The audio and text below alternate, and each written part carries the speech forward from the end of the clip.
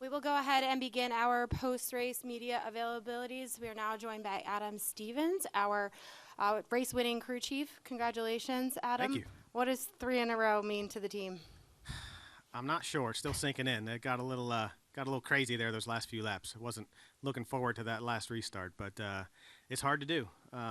It's really hard to do to put yourself in position to win 3 races in this day and age.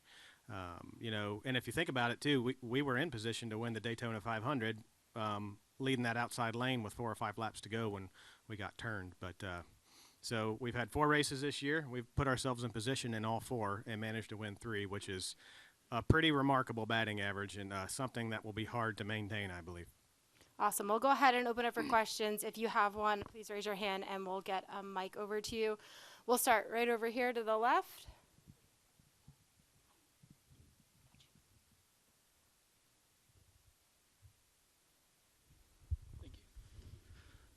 First of all, congratulations. Prime tire, option tire, no tires at this point. What is it about Phoenix that you guys are so? Why is Phoenix so successful for you as a team, and what has made Christopher Bell into the driver that he is at this track? I think what you see if you look back is he's extremely good everywhere we go, but the short tracks he's got just a little bit of something. And I think he's so good at micromanaging his line and finding that little bit of grip and willing to move around and change things. And the ability to adapt. And I'm saying adapt lap to lap and adapt as the race goes. If we see something with another team's driving style, we can relay it to him and he can instantly duplicate it. And these short tracks have a way of changing quite a bit. You saw the groove move around, especially as the tires age. But he's just got so much talent that eventually I think all the tracks are going to look like this for him, that he can just do it anywhere we go. We're going to go all the way in the back and then down here to Cooper. Noah Reed, KSAZ Fox 10. Last season, you guys won the race at New Hampshire and then went on a drought. JGR as a team did not win until Christopher Bell.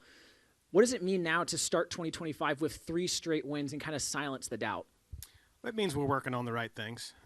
But if you paid attention, if you're in this sport, I think you saw a lot of speed out of the 20 team and the other JGR cars on occasion down the stretch. We just weren't able to convert those into wins. Extremely frustrating, and it weighs you down. The chase, we had so many opportunities and did everything we needed to do. It just didn't go our way. And what we've seen this year, 3 out of 4 times it's gone our way. You have to put yourself in position, but man, you can replay any one of those wins and change 1 or 2 things, and it's not you that day, And we were just on the bottom side of that a lot last year after that Loudon win. So this year we're on the other side of it, and it feels good. But what feels better is being in contention and putting yourself in contention and being a factor every week. And if you can do that, it's all about the process, and the wins will come. We'll come right down here and then go over here to your right. Hey, Adam, Crew Burns, Cronkite News. Did you or Christopher notice any balance shifts between the red and the yellow tires? And if so, how did you kind of manage going back and forth on that? There's definitely a balance shift. Partly because they're quicker and it puts more load on the car, and it's a different tire. I think we see that it tightens up quite a bit. And we've had the benefit of being on this option tire more than once now. So we kind of have an offset built in that we try to maintain. And I think we're honing in on it.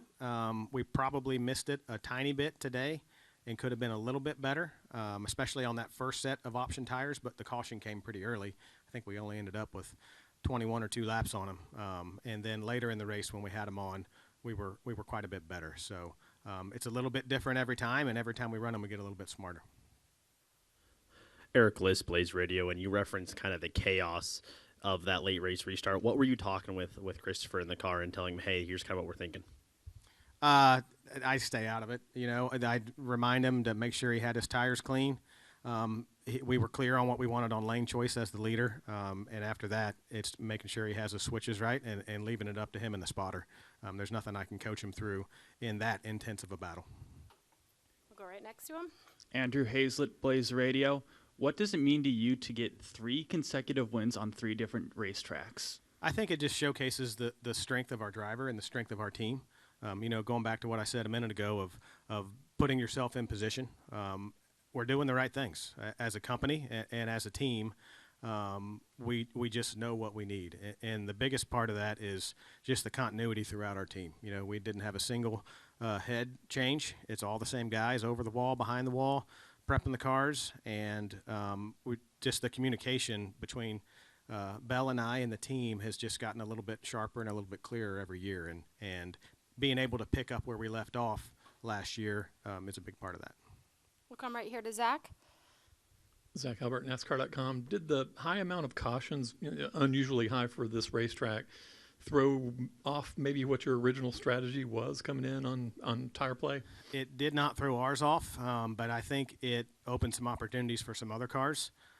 And then the downstream cautions took those opportunities away from them. So it's tough when you only have two sets, and they're clearly faster, right? So it's a game of when to put them on, and it's not fun. That's the most miserable part about running two sets of tires on a given weekend is knowing that it's going to come down to an educated guess at some point. And thankfully, again, it went our way. But man, that's not a good spot, being that uncertain and having the stakes be that high. Do we have any final questions for Adam? All right. Adam, congratulations. Awesome. Thank you, guys. Thank you, Adam. We're now joined by Coach Joe Gibbs. If you have a question, please raise your hand, and we will get a mic on over to you. Okay, well, I will start, Coach. What does Christopher's 3 wins in a row mean to the team as well as the organization? It means a lot to all of us, at our race team. We pride ourselves on everybody working together at the shop. All 4 teams work together. But this is rare right here. What we're experiencing is something special, and I want to enjoy it. To have a car win 3 and then to have Denny there. Other 2 cars, it's kind of amazing when you go to the racetrack. You can win a race and still have 2 of your cars that you're down with what happened. But I just think for us, our sponsor, for instance, Reesers was on that car today. I got a chance to call Mark Reeser from the Winner's Circle. And so those kind of things are what our sport's all about. They're more than sponsors, they're partners. I just appreciate them. And obviously you got Toyota is a great partner. It takes a lot to get all this put together. And I'd say right now with the 20, and I think we're experiencing something that's like I said, is special, and I know I want to enjoy it. Awesome. Congratulations. You bet. We'll go ahead in the middle here to John. John Harper on the Circuit Journal. Coach, were you nervous at that last lap, or did you have confidence that they were going to race it out clean? What were you thinking on that, that last lap? Nervous isn't probably a good word for it. I was ready to upchuck. One of the things I always worry about when we get 2 of our cars up there, because that can make for an intense meeting tomorrow at 2 o'clock. I can tell you that. But, hey, they raced it out, and it looked like it was, nobody took unfair advantage. And so just appreciate that. I think for the last 2 weeks in a row, we've had great finishes to races with people having a chance to show their skill and yet get it done the right way. So I appreciate that again today. We'll come over here to Bob in the middle. Bob Hockers, Fox Sports. I know the sport has ups and downs, but how does a guy go from not winning 19 races to winning 3 in a row? Yeah, I